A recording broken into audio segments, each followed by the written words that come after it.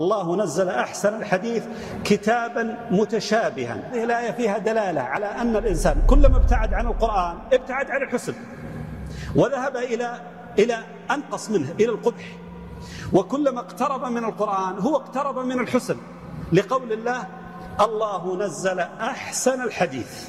أحسن الحديث تقشعر منه جلود الذين يخشون ربهم ثم تلين جلودهم وقلوبهم إلى ذكر الله. هذه الآية يتكلم الله فيها عن الخشوع، عن القشعريرة التي تصيب الإنسان إذا سمع آية عاشها ووجد لذتها، فإن الجلد يقشعر. هذه القشعريرة هي التي تحط الخطايا، هذه القشعريرة هي التي تمحو الخطايا، إذ أنها قشعريرة القلب.